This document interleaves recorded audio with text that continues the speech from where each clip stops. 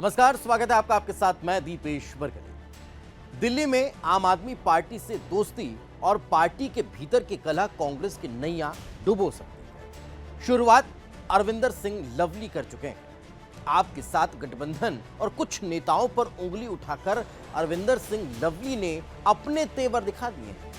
उन्हीं तेवरों के साथ कांग्रेस की दिल्ली इकाई के अध्यक्ष अरविंदर सिंह लवली ने रविवार को अपने पद से इस्तीफा दे दिया, वो भी लोकसभा चुनाव के ठीक बीच में।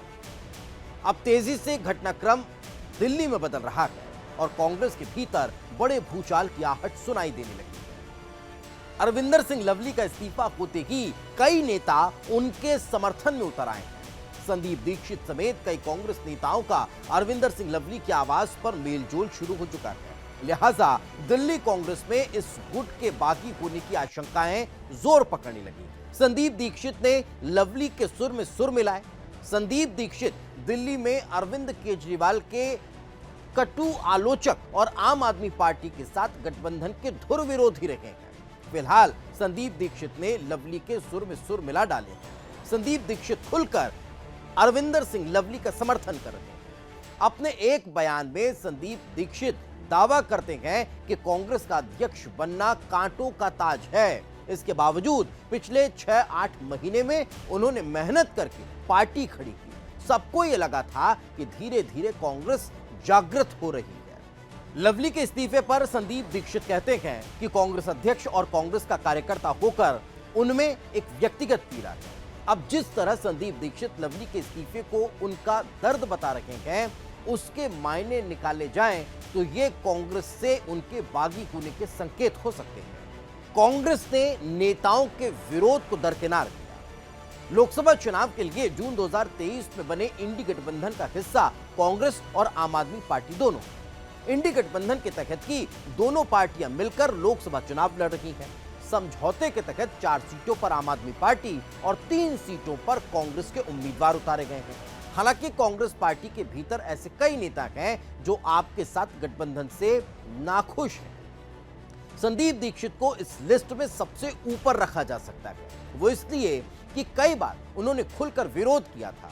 फिलहाल अरविंदर सिंह लवली ने जब इस्तीफा दिया तो आपसे गठबंधन का विरोध साफ साफ देखा गया। अपने इस्तीफे में लवली ने लिखा है, दिल्ली कांग्रेस इकाई उस पार्टी के साथ गठबंधन के खिलाफ थी जो कांग्रेस के खिलाफ झूठ बोलकर मनगढ़ंत और दुर्भावनापूर्ण भ्रष्टाचार के आरोप लगाकर बनी थी। इसके बावजूद पार्टी ने दिल्ली में आपके साथ गठबंधन करने का फैसला किया। इससे साफ हो जाता है कि कांग्रेस ने आम आदमी पार्टी को लेकर अपने ही नेताओं के विरोध को दरकिनार कर दिया। कांग्रेस में कलह पर हाईकमान चुप दिखा। बात सिर्फ आम आदमी पार्टी के साथ गठबंधन की नहीं है, और भी कई विषयों पर कांग्रेस नेताओं के आपस में मतभेद है।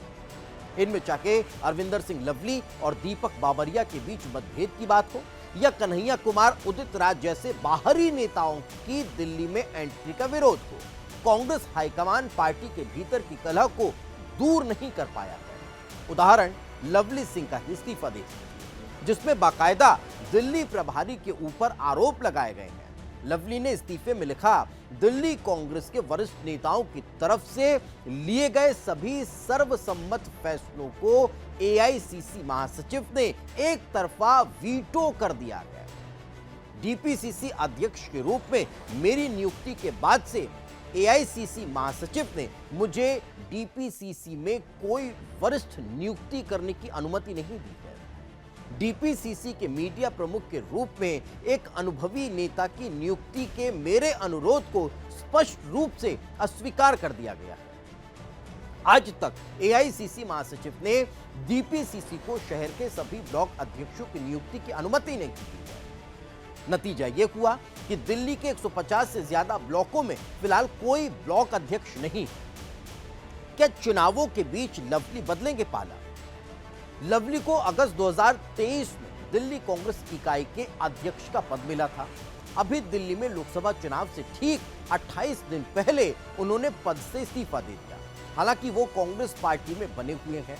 अब जब तमाम नेता उनके आवाज पर जुटे हैं तो अटकलें लगने लगी है कि वो पाला बदल सकते हैं। पुष्टि नहीं है, लेकिन अटकलें इसलिए कि 2017 में उन्होंने कुछ समय के लिए बीजेपी को ज्वाइन कर लिया था। 2017 में लवली ने कांग्रेस छोड़ दी थी और बीजेपी में चले गए थे। लगभग 9 महीने के बाद वो कांग्रेस में लौटे थे। बहरहाल दिल्ली में बदलने वाले घटनाक्रम के बाद ही सारी तस्वीर साफ हो जाएगी। इसी के साथ हमारे इस खास पेशकश में आज फिलहाल इतना ही। दीजिए इजाजत। नमस्कार।